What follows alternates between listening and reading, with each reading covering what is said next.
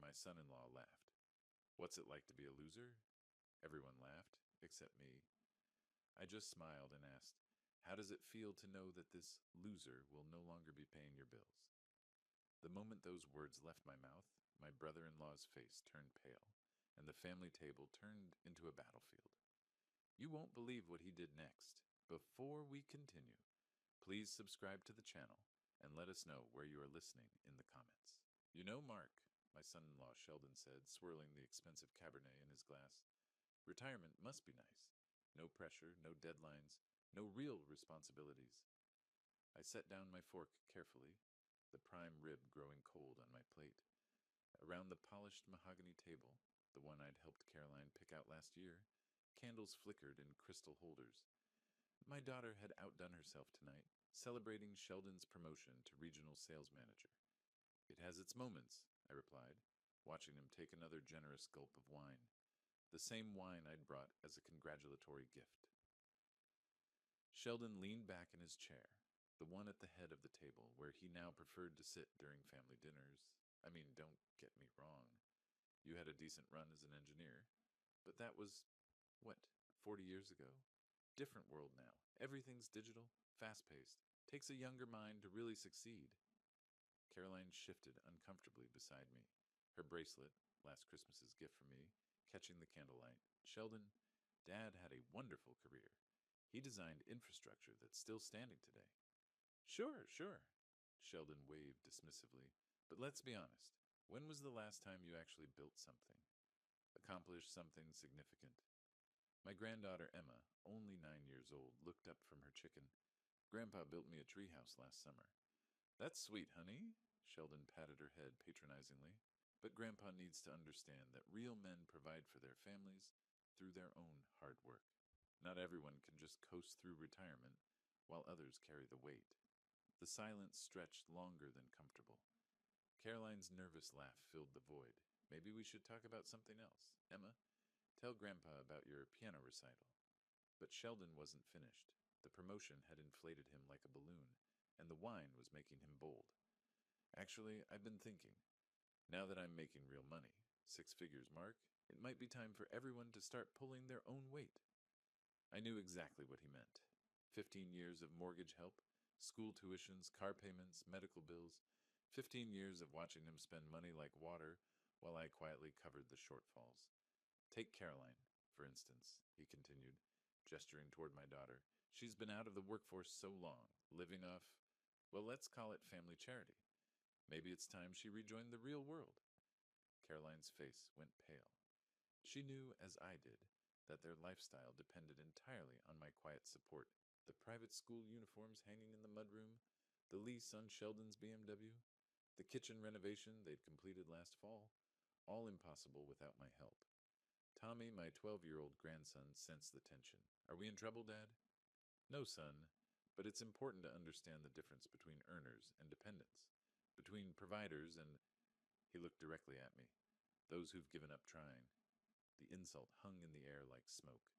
Caroline reached for her wineglass with trembling fingers. The children exchanged worried glances. Sheldon leaned forward, emboldened by what he mistook for my silence. I don't mean to be harsh, Mark, but someone needs to ask the hard questions. When was the last time you contributed something meaningful? When did you last feel the satisfaction of earning your own way instead of just existing? He paused for effect, savoring what he believed was his moment of dominance. How does it feel to be a failure? The question landed like a physical blow. Caroline gasped. Tommy's fork clattered against his plate. Emma started to cry, but I didn't flinch.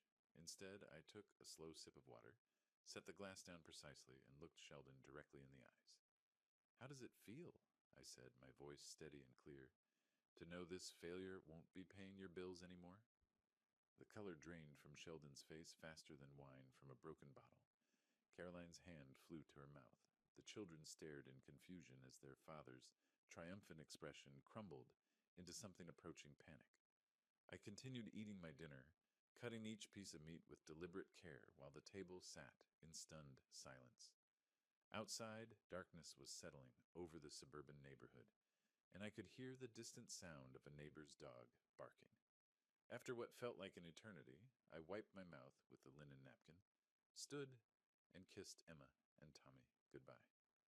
Thank you for dinner, Caroline. It was delicious. I walked to the front door, grabbed my coat from the closet, and stepped into the cool March evening, leaving behind a table full of people, finally beginning to understand what 15 years of quiet generosity had actually meant. The 15-minute drive home passed in silence, my hands steady on the steering wheel, despite the storm brewing inside. I pulled into my driveway, the motion sensor light casting long shadows across the front steps. Inside, I hung my coat in the hall closet and walked directly to my study. The room smelled of old paper and furniture polish. I switched on the brass desk lamp, its warm glow illuminating 15 years of meticulously organized filing cabinets. As a retired engineer, I'd kept every receipt, every bank statement, every canceled check. Time to see exactly what my failure had cost me. I opened the first drawer, labeled 2009-2012. The folders were color-coded, blue for mortgage assistance, green for auto loans, yellow for school expenses, red for medical bills. My wife Martha had died in late 2008, and by January 2009, Caroline was already struggling. The first mortgage payment assistance, $2,800 February, another $2,800 March, the same. I spread the statements across my mahogany desk, the numbers forming neat columns under the lamplight. $2,800 every month for 180 months. My calculator showed $4,000 in mortgage assistance alone. Next came the car payments. Sheldon's BMW lease, Caroline's SUV loan, $200 monthly for 8 years.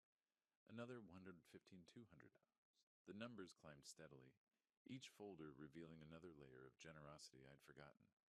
Private school tuition receipts filled an entire drawer. Tommy's education from kindergarten through 7th grade. Emma's from preschool through 4th. Elite academies with swimming pools and foreign language programs. $24,000 annually, sometimes more for summer camps and extracurriculars. 16 years of education expenses, $192,000 medical insurance premiums when Sheldon was between jobs. Dental work for the children, emergency room visits, Caroline's therapy sessions after the divorce scare 3 years ago. Each manila envelope contained hundreds of co-payment receipts, insurance forms, medical bills I'd quietly covered. $8,000 yearly for 15 years, $120,000. I found vacation receipts tucked behind insurance papers. Disney World, 2015. European Cruise, 2018. Ski lodge rentals in Aspen, Christmas presents, emergency car repairs, the down payment for Caroline's kitchen renovation, another $45,000 in miscellaneous support. The final tally made me sit back in my leather chair. $976,200, nearly $1 million. For the first time since Martha's funeral, I felt the full weight of that promise I'd made at her bedside. Don't worry about Caroline, I'd whispered to my dying wife. I'll make sure she's secure.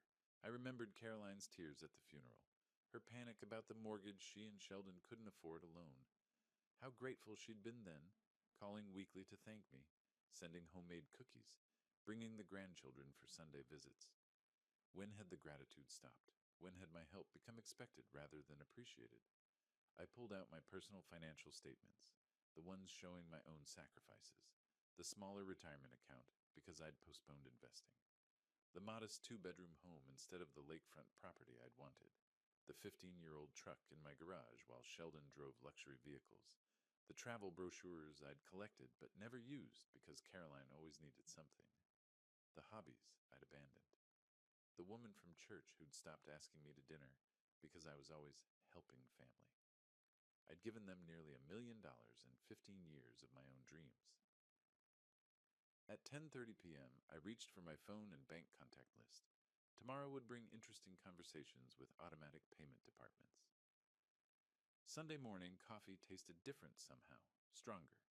I sat at my kitchen table watching sparrows fight over crumbs outside the window, then returned to my study, where neat stacks of documents waited, like soldiers ready for deployment. First National Bank answered on the third ring. Account services, this is Jennifer. How may I help you? I need to cancel automatic payments from checking account 457899420156. My voice carried the same steady tone I'd used for 40 years of engineering presentations. May I have the last four digits of your social security number for verification? The process took 12 minutes. Jennifer was thorough, professional, and completely unaware she was dismantling 15 years of financial architecture with each keystroke. Those payments are now discontinued, Mr. Bennett. Is there anything else I can help you with today? That's all. Thank you. Check mark next to Mortgage Assistance, $2,800 month. Colorado Mountain Insurance required a supervisor. The BMW lease payment cancellation needed 3 transfers. Each call followed the same pattern: polite verification, efficient processing, confirmation numbers I dutifully recorded in my notebook. By 11:15 a.m., I'd crossed off 8 items from my list. The phone rang at 11:47. Dad? Caroline's voice carried confusion rather than panic. Not yet. Something weird happened with our mortgage payment. The bank called saying there were insufficient funds in the account, but that doesn't make sense because you assumed I'd keep paying forever. Silence stretched between us like a taut wire. What do you mean? Her voice climbed half an octave. Exactly what I said last night. I'm no longer covering your expenses. But Dad, you can't just... The mortgage, the insurance, Tommy's school, all discontinued as of this morning. I could hear her breathing quicken. This isn't funny. We'll lose the house. Then you'll need to figure out how to pay for it yourselves. The line went dead. My notebook showed 6 more calls to make. The utility companies were surprisingly efficient. Centura Academy's accounting department asked fewer questions than I'd expected. Each confirmation number went into my log with mechanical precision. Caroline called back at 12:23 p.m., her voice now tight with genuine fear. Dad, please, I don't understand what's happening. The school called, the insurance company, even the electric company. They're all saying our payments were declined because I canceled the automatic transfers from my accounts. Your accounts? The question came out as a whisper. Did you think these payments materialized from thin air, Caroline? Another silence. Then, but we never asked you to. You never asked because you never had to. I simply did it. We can't afford... She stopped herself. Yes, that's the point. At 12:31, my phone rang again. This time, Sheldon's voice came through with forced authority. Mark, whatever game you're playing needs to stop right now. No game, just reality. You can't destroy our family because your feelings got hurt at dinner. I'm not destroying anything. I'm simply stopping my financial support. You wanted to know how it feels to be a failure? Figure out your own bills. His silence lasted longer than Caroline's had. The final call on my list was to my financial advisor. Monday morning, we'd discuss redirecting those monthly payments into my long-neglected retirement fund. Outside, the sparrows had found more crumbs. At 1:15 p.m., the familiar sound of Sheldon's BMW pulling into my driveway broke the afternoon quiet. Through my living room window, I watched him slam the car door with unnecessary force, while Caroline emerged from the passenger seat, clutching her purse like a lifeline. They marched up my front walkway with the determined stride of people convinced they held the moral high ground. I opened the door before they could knock. We need to talk. Sheldon pushed past me without invitation, Caroline trailing behind with red-rimmed eyes. Please come in, I said to their backs. Sheldon positioned himself in the center of my living room like a general claiming territory. This ridiculous tantrum of yours ends now. You will call those banks immediately and restore every single payment. No, I won't. His face flushed crimson. You can't just cut us off without warning. There are legal obligations, verbal contracts. Show me the contract where I agreed to pay your bills forever. Caroline stepped forward, her voice trembling. Dad, please, think about what Mom would want. Remember what you promised at her funeral? The mention of Martha hit like a cold wind. But I'd expected this tactic. I promised to help you get stable. 15 years and nearly $1 million later, you're less stable than when we started. $1 million? Caroline's whisper barely carried across the room. I walked to my desk, retrieved my calculator and notebook. $976,200. Mortgage assistance, car payments, insurance, school tuition, medical bills, vacations, emergencies. Should I break it down by category? Sheldon's bluster faltered for exactly 3 seconds. Then, That's impossible. We never asked for that much. You never asked for anything. You simply expected it. Caroline sank onto my couch, her face pale. But the children, Tommy's baseball league, Emma's dance classes, will continue. But I'll pay those directly from now on. No more money flowing through you and Sheldon. You can't divide the family like that, Sheldon snapped. We're a unit, a team. Teams require mutual respect.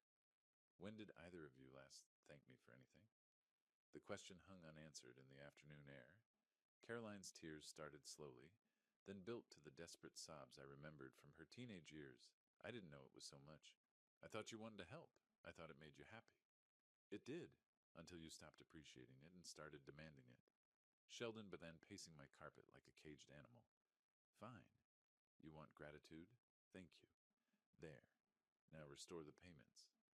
Gratitude doesn't work retroactively, Sheldon. His pacing stopped. For the first time since entering my house, he looked genuinely worried rather than merely angry. What exactly do you want from us? I want you to figure out how to live within your means. I want my grandchildren to see their parents working for what they have, instead of expecting handouts. I want to be treated like a father and grandfather, not an ATM. Caroline looked up through her tears. What if we can't? What if we lose everything? Then you'll learn what failure actually feels like. The silence stretched until even the afternoon shadows seemed to hold their breath. Sheldon straightened his shoulders, retrieving some of his corporate composure. We'll see about this. There are lawyers who specialize in elder financial abuse. I almost smiled. Please call them. I'd love to explain how I've been financially abused for 15 years. They left without another word, Sheldon's BMW roaring to life with more aggression than the engine probably appreciated. I stood at my window, watching them disappear down the street, and realized my hands were shaking. Silence filled my house like water flooding a broken dam. I collapsed into my leather armchair, the one Martha had given me for our 20th anniversary, and stared at the wedding photo on the mantel. Caroline's radiant smile, Sheldon's humble bow tie, Martha's glowing face beside me. That was 2007. Sheldon worked at a small insurance company then, drove a 10-year-old Honda, and called me sir with genuine respect. Mr. Bennett, he'd said during our first private conversation, I want you to know I'll take good care of Caroline. I may not have much now, but I'm working hard to build something worthy of your daughter. The humility in his voice had been real. I'd believed him. 2 years later, Martha was gone. Cancer took her in 4 brutal months, leaving Caroline devastated, and Sheldon scrambling to manage their modest mortgage on his entry-level salary. The 2009 recession had just hit, and his company was laying people off. At Martha's funeral, Caroline collapsed against my chest. Dad, I don't know how we'll manage. Sheldon's job isn't secure, the house payments. Don't worry, I'd whispered, holding my grieving daughter. I'll help until you get stable. Until you get stable. Not forever. Those first years, Sheldon's gratitude was overwhelming. Handwritten thank you notes. Weekend visits where he'd fix my gutters or mow my lawn. Caroline called twice, weekly, just to check on me, bringing the grandchildren for Sunday dinners. Dad, you're literally saving our lives, she'd say, tears in her eyes. We'll pay you back when things improve. The first mortgage payment, $2,800. Just 6 months, Sheldon promised, until I get promoted. The car loan help, $450 monthly, just until we build some equity in the house. Tommy's private school tuition, $2,000 monthly, just for kindergarten, to give him a strong foundation. Each just until became permanent. Each temporary measure became expected. By 2012, the thank you notes had stopped. Sheldon's weekend visits became occasional appearances where he'd drink my beer and complain about his boss. Caroline's grateful calls became monthly requests for additional help. Dad, can you cover Emma's dance classes? It's only $200 a month. Dad, the kids need new computers for school. Dad, our vacation rental fell through. Can you help with a different place? The word please disappeared first, then thank you. Finally, even can you became you need to. By 2018, Sheldon had stopped acknowledging my contributions entirely. At neighborhood barbecues, he'd brag about his house renovations, his children's private education, his successful lifestyle. When neighbors complimented his BMW, He'd beam with pride about his smart financial planning. Caroline began defending him over me. When I gently suggested they try managing some expenses independently, she'd respond with irritation. Dad, you don't understand modern family dynamics. Sheldon's under enormous pressure at work. The children have established routines. You can't just disrupt everything because you're feeling unappreciated. Unappreciated. The word hit like a physical blow. Last Christmas, neither of them acknowledged my support. Sheldon gave a toast about his hard work providing for the family.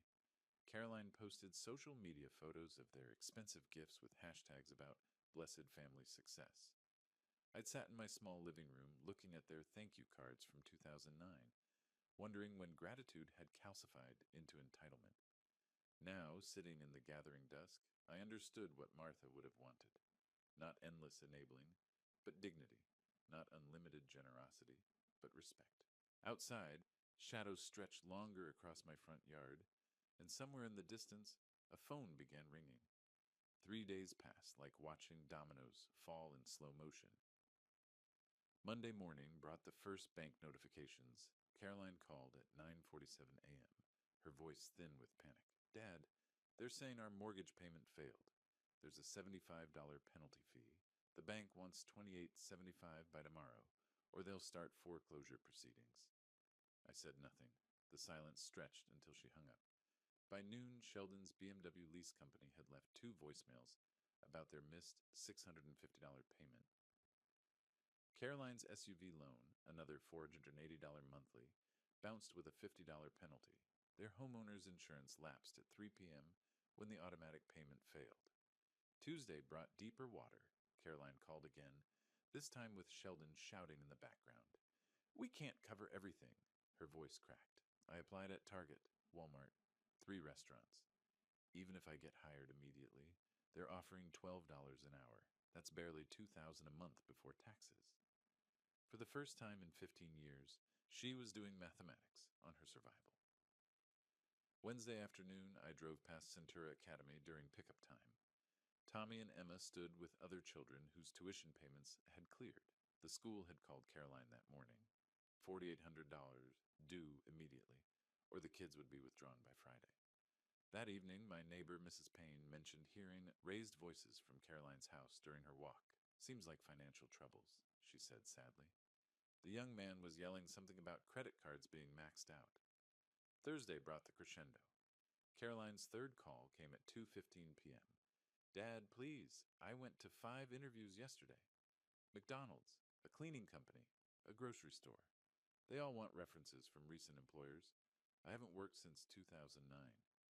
Her voice had lost its demanding edge, replaced by something I hadn't heard in years. Humility. Sheldon tried to pay the mortgage yesterday. Our account has $3,000. The payment is $28.75. He paid it, then realized we couldn't cover utilities, groceries, or gas for the cars. He had to call the bank back and cancel the payment. I remained silent. The BMW lease company scheduled a repossession for Monday. They're taking Sheldon's car unless we pay $650 plus a $200 reinstatement fee. More silence. Dad? Her voice became very small. I think we're going to lose everything. Yes, I said quietly. You probably are. She started crying then. Deep, painful sobs that reminded me of her teenage heartbreaks. But this wasn't teenage drama. This was adult consequence. Friday morning, I sat in my study reviewing my redirected financial plan. Those monthly payments I'd been making would go toward the European river cruise Martha and I had planned before she got sick, the Italian cooking classes, the photography workshop in Scotland. My phone rang at 11:30. Sheldon this time. Mark, his voice had none of its previous arrogance. We need to talk. We've talked. No, we need to really talk. As adults. About how we can fix this situation. You mean how I can fix your situation? A long pause. Yes, that's exactly what I mean. At least he was finally being honest. Come over Sunday afternoon, all of you. Bring the children. What should we prepare to discuss? Reality, I said, and hung up. Outside my window, the first spring flowers were beginning to push through the soil. Monday morning, my friend Dave from the hardware store called with concern in his voice. Mark, I heard something troubling yesterday. Sheldon was at Murphy's bar telling folks you cut off your family without warning. Said you're forcing the kids out of private school out of spite. I set down my coffee cup slowly. What exactly did he say? Called it financial abandonment of innocent grandchildren. Used a lot of business terms. Made it sound like you're punishing Caroline for something petty. By Tuesday, Caroline had called my late wife's sister, Janet. Janet phoned me that afternoon, her voice tight with disapproval. Caroline says you've abandoned them in their time of greatest need. She was crying. Mark said the children don't understand why Grandpa doesn't love them anymore. Did she mention the $976,000 I've given them over 15 years? Long silence. What? Nearly $1 million, Janet. Mortgage payments, car loans, insurance, school tuition, medical bills, vacations, every month for 15 years. That can't be right. I have documentation for every penny. The next morning, Emma called me. Her small voice was carefully rehearsed. Grandpa? Mommy says we might lose our house because you don't want to help us anymore. Did we do something wrong? My heart twisted, but I kept my voice gentle. You didn't do anything wrong, sweetheart. Would you like me to pick you up for ice cream this afternoon? Mommy says you might say no to everything now. I never say no to ice cream with my granddaughter. That afternoon at Dairy Queen, Emma's scripted sadness melted away as she told me about her art project. When I dropped her off, Caroline watched from the window with calculating eyes. Wednesday brought a more direct confrontation. Nancy Morrison, a longtime neighbor, approached me at the grocery store. Mark Bennett, I'm ashamed of you. Her voice carried across 3 aisles. Cutting off your own daughter when she needs you most? What would Martha think? I faced her calmly. Martha would think 15 years and nearly $1 million was generous enough. Nancy's righteous anger faltered. $1,976,200. Mortgage assistance, car payments, school tuition, insurance premiums, medical bills, vacation expenses. Would you like to see the bank records? Other shoppers had stopped to listen. Nancy's face reddened. Caroline mentions very little about what she receives, Nancy, only what she wants. That evening, Dave called again. Sheldon was back at Murphy's tonight. Tried the same routine, but Bill Henderson was there. Remember Bill? He sold them that BMW 3 years ago. What did Bill say? Asked how Sheldon afforded a $60,000 car on his salary. When Sheldon started deflecting, Bill mentioned he remembered you co-signing the lease. The whole bar got quiet, real fast. Thursday morning brought a call from my old engineering colleague Tom. Heard some interesting gossip at the coffee shop. Also heard your side from Dave. Mind if I ask you directly, did you really support them for 15 years? Every month since Martha died, and they never acknowledged it. Last Christmas, Sheldon gave a toast about his hard work providing for the family. Caroline posted photos of their expensive gifts on social media with hashtags about blessed family success. Tom whistled low. That's cold, Mark. Friday evening, I was watering my front garden when Mrs. Payne approached. Mr. Bennett, my daughter heard something at school pickup today. Parents talking about family drama. She said some people are questioning the story your son-in-law's been telling. I continued watering my roses. People have a right to their opinions. She also said you've been very generous to those children over the years. Very generous. I love my grandchildren. Of course you do. That's never been in question. Saturday morning, Caroline called, her voice shrill with desperation. People are asking questions, Dad. Uncomfortable questions about money and timelines and documentation. You need to stop spreading lies about us. I haven't spread anything, Caroline. I've simply answered questions honestly when asked directly. You're destroying our reputation in this community. I'm not destroying anything. I'm just no longer subsidizing the creation of false ones. The line went dead. Sunday arrived with clear skies and the knowledge that by afternoon we'd all be sitting in my living room again. But this time, the community would be watching. The family meeting never happened. By Monday morning, reality had other plans. Dave called me at 8:15 a.m. Mark saw a foreclosure notice posted on Caroline's front door yesterday evening. Big official thing from the county. I set my coffee down carefully. 30 days. They had 30 days to pay $625. 3 months of missed mortgage payments, plus penalties and legal fees. Tuesday morning brought more changes. Caroline's BMW was gone from their driveway, replaced by a 10-year-old Honda Civic. Mrs. Payne mentioned seeing Sheldon at the Honda dealership looking defeated, while Caroline filled out paperwork. The monthly savings must be significant, she observed. That BMW lease was probably costing them nearly $1,000 monthly. Wednesday afternoon, I stopped by the grocery store and saw Caroline behind the checkout counter. She wore a blue vest with a name tag, scanning items with mechanical precision. When Mrs. Patterson approached her lane, Caroline's face flushed deep red. "Caroline?" "Dear, I didn't know you were working here." "Started Monday," Caroline replied, not meeting her eyes. "Paper or plastic?" Her shift ended at 6 p.m. I watched through the window as she walked to the old Honda, her shoulders slumped with exhaustion. That evening, Tommy called me. "Grandpa, Mom, and Dad are fighting again. Really loud this time." "About what, buddy?" "Money. Dad said Mom's job doesn't pay enough to matter. Mom said Dad never made enough either. Then they said mean things about you." "What kind of mean things?" "That you ruined everything on purpose." But then Mom started crying and said maybe they ruined it themselves. Thursday morning brought the sound of raised voices from their house during my morning walk. Through the thin walls, I caught fragments. 8 hours on my feet for peanuts. Never appreciated what we had. Your pride got us into this mess. 15 years of handouts, and now... The arguing stopped abruptly, replaced by the sound of a door slamming and Sheldon's Honda starting up. That afternoon, Emma visited me, her usual cheerfulness replaced by worry. "Grandpa, why is everything different now?" I settled her at my kitchen table with cookies and milk. "What feels different, sweetheart?" "Mom's always tired and sad. Dad gets angry about everything. They talk about losing our house. Tommy heard them say we might have to change schools." "How do you feel about that?" "Scared, but also," she hesitated, "also like maybe they should have said thank you more." Out of the mouths of babes.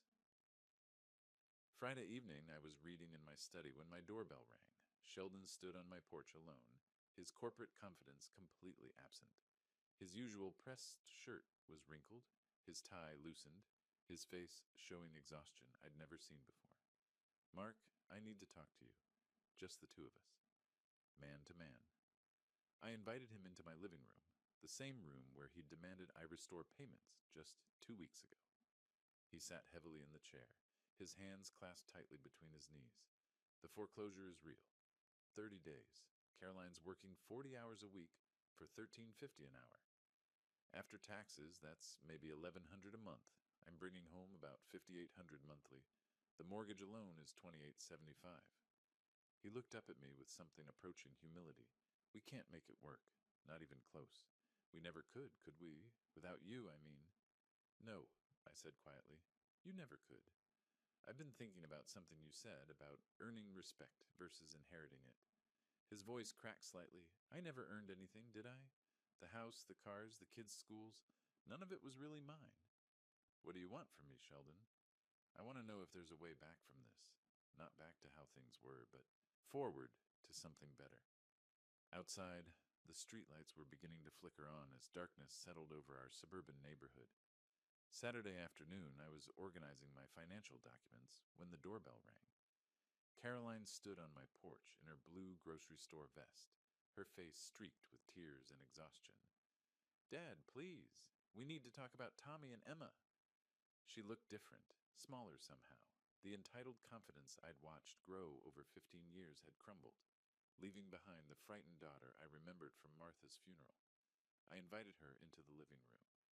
She collapsed into the same chair where Sheldon had sat the night before, her hands shaking as she pulled off her work name tag.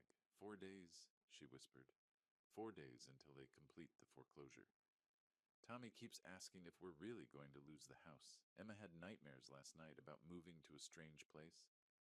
"What do you want from me, Caroline?" "I want my children to have stability. I want them to finish the school year with their friends. I want Emma to sleep through the night without crying about leaving her bedroom."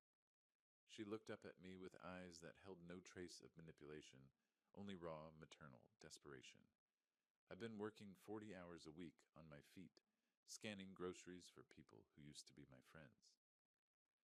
Yesterday, Mrs. Henderson came through my line and asked why I was working there.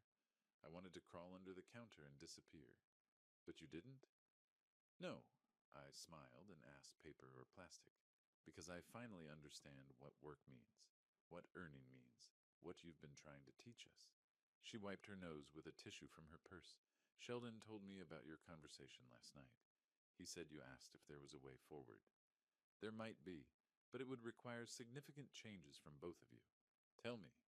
I leaned forward in my chair. I'll pay Tommy and Emma's school tuition directly to Centura Academy. I'll cover their clothing, medical expenses, sports activities, and music lessons. I'll establish college funds for both of them. Caroline's face brightened with the first hope I'd seen in weeks. But, I continued, I won't pay your mortgage, car payments, insurance, or any adult lifestyle expenses. You and Sheldon will live within your actual means. Period. We can do that. We'll downsize, find a smaller place. There's more. I want public acknowledgement of the 15 years and $976,000 I've provided. I want sincere public apologies for the disrespect and entitlement. I want genuine gratitude, not just when you need something. Caroline's face crumpled. Sheldon will never agree to public apologies. His pride, then his pride is more important than his children's stability. We sat in silence while she processed this reality. What kind of public acknowledgement? A letter to the community newspaper explaining how I've supported your family and thanking me for my generosity. An honest Facebook post about 15 years of financial help. Face-to-face apologies to the people you've lied to over the past 2 weeks. And if we do this, all of it, your children will have educational security and grandfather's love. You'll have a relationship with me based on honesty and mutual respect, but you'll also have a lifestyle limited by what you and Sheldon actually earn.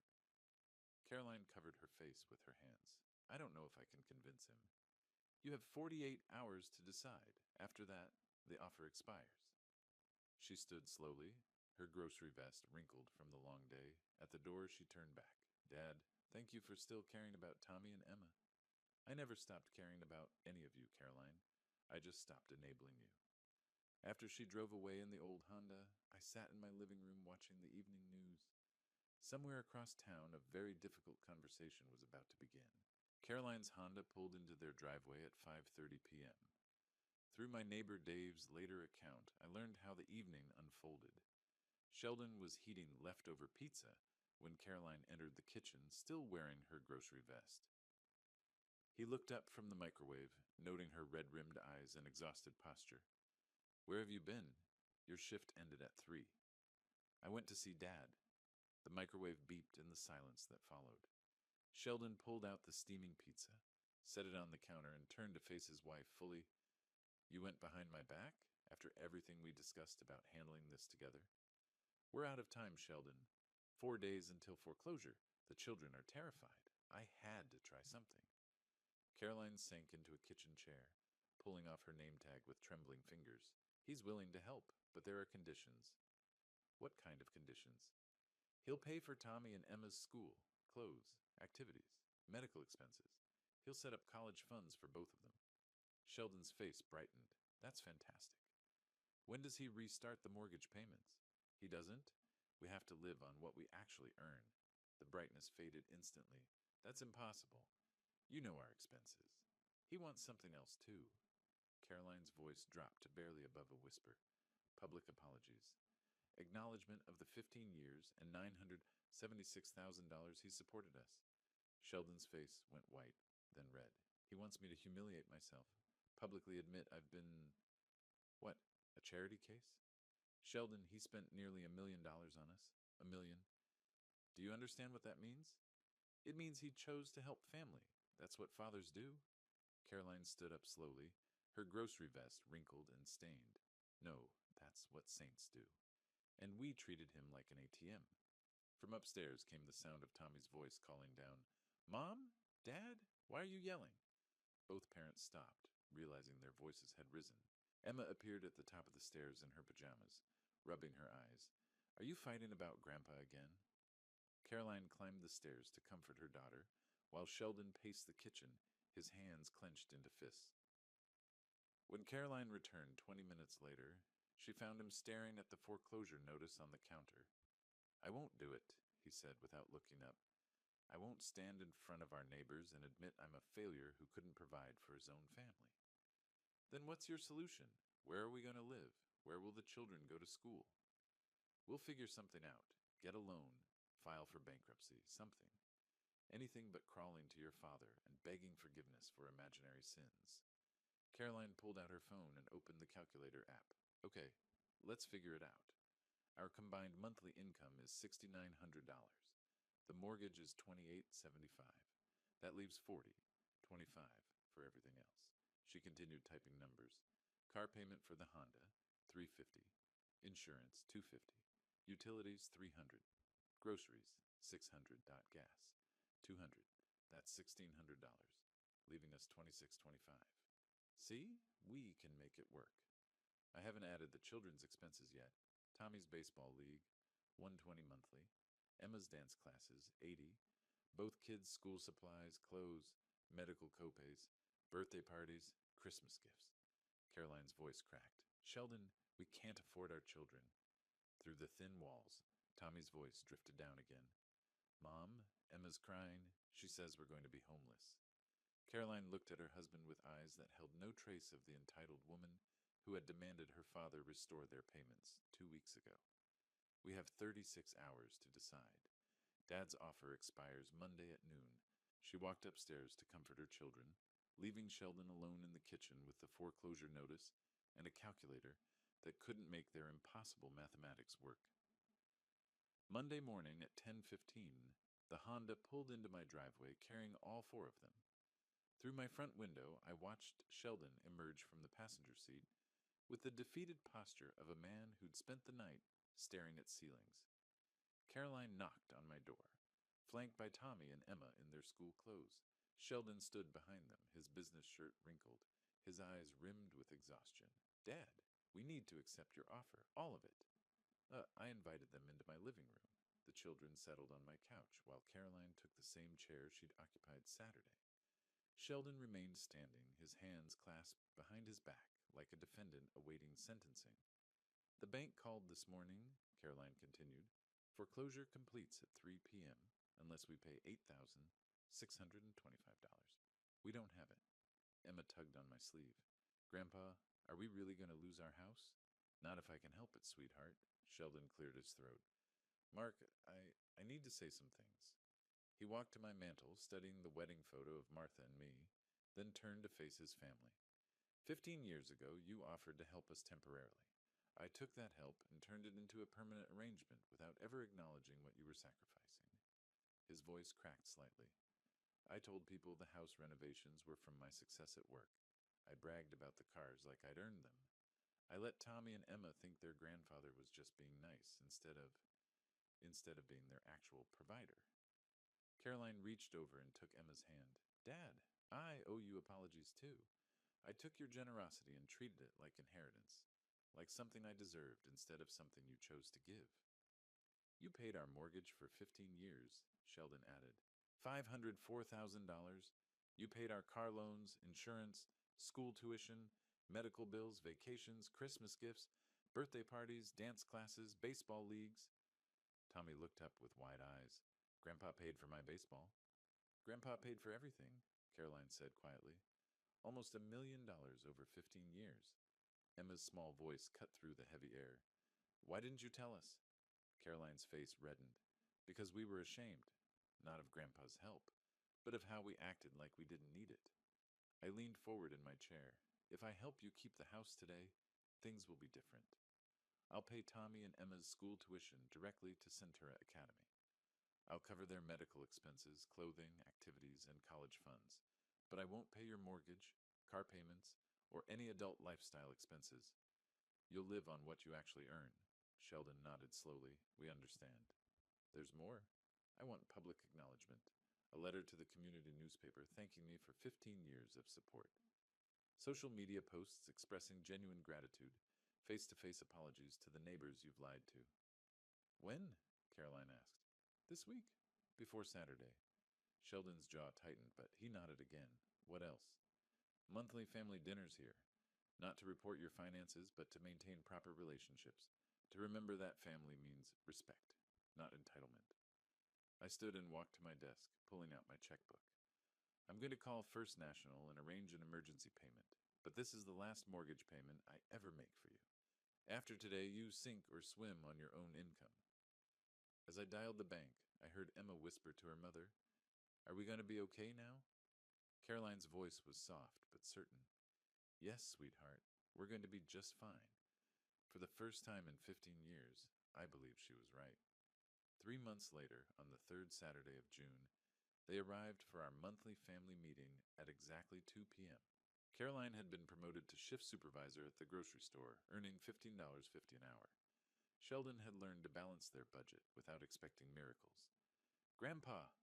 Emma bounded through my front door in her soccer uniform, grass stains on her knees, and a medal around her neck. "Look what I won at the tournament." "That's wonderful, sweetheart. Tell me about the winning goal." While Emma regaled me with athletic heroics, Tommy showed me his report card, straight A's, and a note from his teacher, praising his improved attitude and confidence. Caroline set a manila folder on my coffee table. "Dad, here's this month's budget review. We're covering the mortgage, utilities, groceries, and car payment entirely from our combined salaries. We even started a small emergency fund." Sheldon, who 3 months ago couldn't look me in the eye, now contributed to our discussions with genuine respect. "Mark, I wanted to ask your advice about a potential promotion opportunity at work. The regional director position might open up next quarter. What would it involve?" "More responsibility, better salary, but also travel. I wanted to make sure Caroline and I could handle the children's schedules if I'm away occasionally." I opened my own folder, organized with typical engineer precision. Tommy's soccer league fee, paid directly to Colorado Youth Sports. Emma's piano lessons, handled through Mountain Music Academy. Both children's dental checkups are scheduled for next month, covered under my family plan. Caroline smiled, a genuine expression I hadn't seen in years.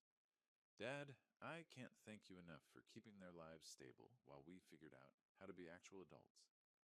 Speaking of being adults, Sheldon added, "We completed the community service hours Judge Martinez assigned after our public apology letters. Volunteering at the food bank was enlightening. We met families genuinely struggling, not just living beyond their means like we were." Emma tugged on my sleeve. "Grandpa, can we show you the thank you cards we made?" Both children produced construction paper cards decorated with glitter and heartfelt messages. Tommy's read, "Thank you for taking care of us, even when Mom and Dad forgot to say please." Emma's was simpler. "I love you, Grandpa. You're the best." These weren't coached expressions or guilt-driven apologies. These were the authentic words of children who finally understood what love and security actually meant. "There's something else," Caroline said quietly. "Sheldon and I have been talking about eventually buying a smaller house, something we can actually afford on our own income. Not immediately, but maybe in 2 years when we've built more savings." "That sounds like good planning," Sheldon nodded. "We want to prove we can stand on our own feet. Not because we don't appreciate your help with the kids, but because we need to respect what you've already given us." As the afternoon wound down, Tommy asked the question that summarized everything. "Grandpa, are you proud of us now?" I looked around my living room at my daughter, who had learned the value of work, my son-in-law, who had swallowed his pride for his children's sake, and my grandchildren, who finally understood gratitude. "Yes, Tommy, I'm very proud of all of you." They left as the sun was setting, Emma's hand in mine as I walked them to their car, the same Honda that had replaced the BMW, but somehow it looked less like a downgrade and more like a choice made with wisdom. Watching their taillights disappear down my street, I realized Martha would have been proud too. Not of the money I'd spent or the control I'd finally asserted, but of the family we'd become when respect replaced entitlement and love replaced exploitation. The revenge I'd sought wasn't punishment, it was transformation, and sometimes that's the sweetest justice of all. If you like this story, please like this video, subscribe to the channel, and share your impressions of this story in the comments. To listen to the next story, click on the box on the left. Thank you for watching.